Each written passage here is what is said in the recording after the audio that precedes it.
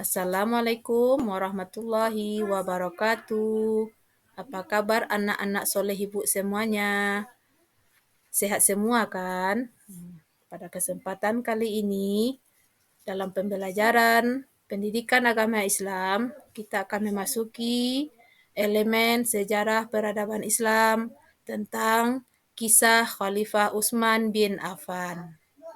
Sebelum pembelajaran kita mulai, alangkah baiknya kita akan membacakan doa bersama supaya pembelajaran kita lebih lancar lagi. Doa sebelum belajar. Bismillahirrahmanirrahim. Rabbi zidni ilma warzuqni fahma waj'alni minas sholihin. Ya Allah, tambahkanlah kepadaku ilmu dan berilah pengertian yang baik, dan jadikanlah kami anak yang solih-solihah. Amin. Ya Rabbal Alamin. Doa sebelum belajar. Nah, untuk pembelajaran kisah Khalifah Rasyidin, maka ada beberapa tujuan pembelajaran yang harus kita kuasai terlebih dahulu.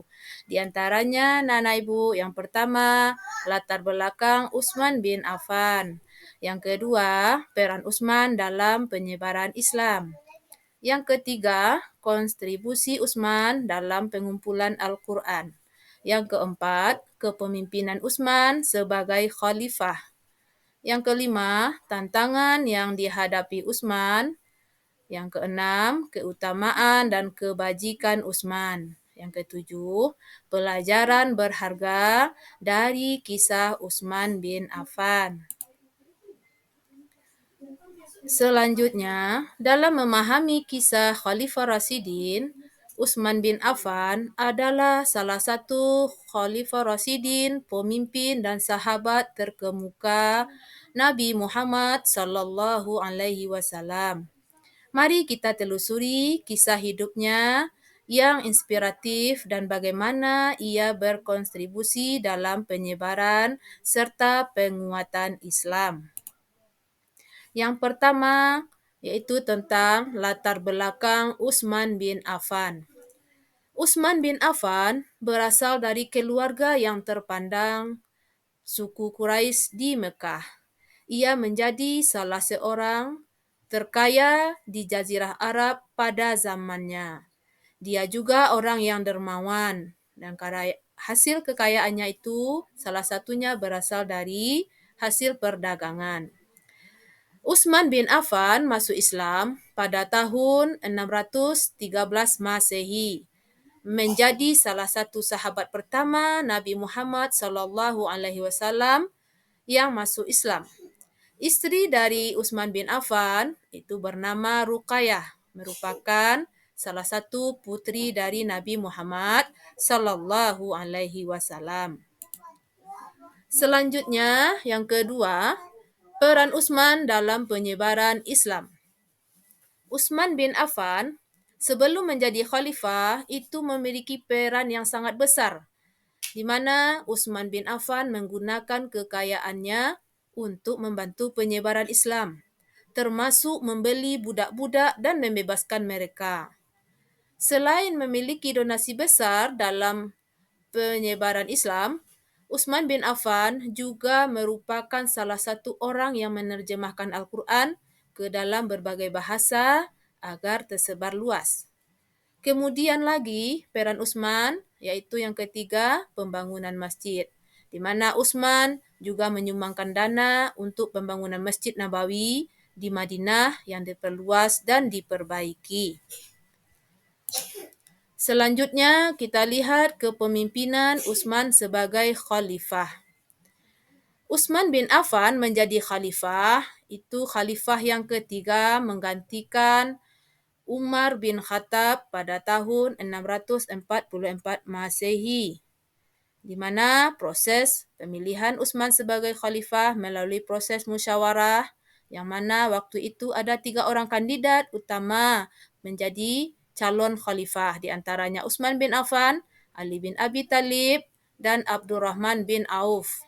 Dan akhirnya terpilihlah Utsman bin Affan menjadi khalifah dan dibaiat tanggal 3 Muharram 24 Hijriah. Namun yang kedua, periode kemakmurannya, di mana masa pemerintahan Utsman ditandai dengan kemakmuran, perluasan wilayah kekuasaan, dan penyebaran Islam ke berbagai penjuru dunia.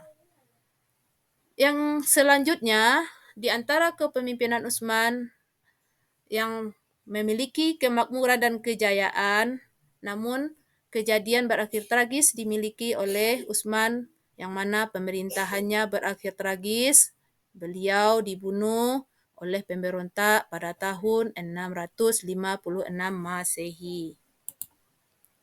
Selanjutnya kita lihat apa saja kontribusi Utsman dalam pengumpulan Al-Quran. Yang mana dari kontribusi Utsman dalam pengumpulan Al-Quran ada 3 langkah. Yang pertama, standarisasi teks. Utsman memerintahkan penyalinan ulang naskah Al-Quran agar teks menjadi standar dan seragam di seluruh wilayah kekuasaan Islam. Yang kedua, pengumpulan naskah. Utsman mengumpulkan semua naskah Al-Quran yang tersebar dan menetapkan satu naskah resmi sebagai rujukan. Yang ketiga, distribusi naskah. Naskah resmi Al-Quran tersebut kemudian didistribusikan ke seluruh provinsi dan pusat-pusat Islam, tempat Islam menyebar. Selanjutnya, apa saja tantangan yang dihadapi Utsman? Beberapa tantangan yang dihadapi Utsman ketika menjadi khalifah, yang pertama adanya pemberontakan politik, di mana Utsman menghadapi pemberontakan dan kritik dari beberapa kelompok yang tidak puas dengan kebijakan dan kepemimpinannya. Kemudian adanya konsolidasi kekuasaan, yang mana Utsman selama menjadi khalifah harus berusaha keras untuk memperkuat konsolidasi kekuasaan dan meredam gejolak politik di dalam negeri waktu dia menjadi khalifah. Kemudian lagi tantangan berikut yang dihadapinya, serangan musuh dari luar. Dari luar negeri, Utsman juga menghadapi serangan dan ancaman dari musuh-musuh Islam seperti dari Bizantium dan Persia.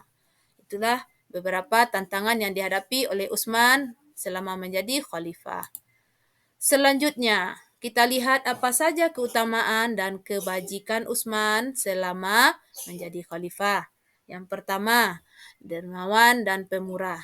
Utsman terkenal dengan sifat dermawan dan kemurahan hatinya, terutama dalam membantu penyebaran Islam. Yang kedua, Utsman adalah orang yang taat beribadah. Ya, dikenal dengan taat beribadah dan tekun dalam melaksanakan kewajiban agama. Kemudian lagi, Utsman merupakan sahabat dekat dengan Nabi, memiliki kedekatan khusus dengan Nabi Muhammad dan mendapatkan berbagai kehormatan dari beliau. Selanjutnya, pelajaran yang berharga dari kisah Utsman bin Affan.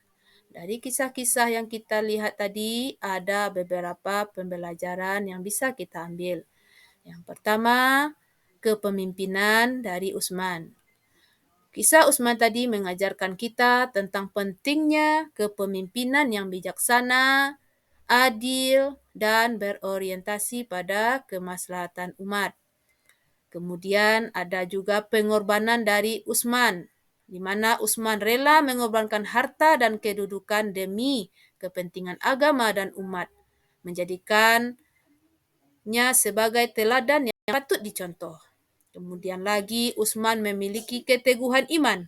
Keteguhan iman dan ketaatan Utsman dalam beribadah layak menjadi inspirasi bagi kita semua. Utsman, dari situ kita lihat Utsman merupakan salah satu contoh pemimpin yang harus kita tiru. Apalagi di zaman sekarang ini ya anak-anak ibu, kita bisa menjadi teman yang baik, Kalau kita memiliki harta, kita bisa bersedekah, memiliki pengorbanan untuk kebaikan. Juga semakin tinggi hendaknya keimanan kita setelah mendengarkan kisah dari Utsman bin Affan ini. Mungkin dari sekian pembelajaran dan kisah tadi, mudah-mudahan ada manfaatnya bagi anak-anak ibu semuanya. Dan ibu mengucapkan terima kasih. Assalamualaikum warahmatullahi wabarakatuh.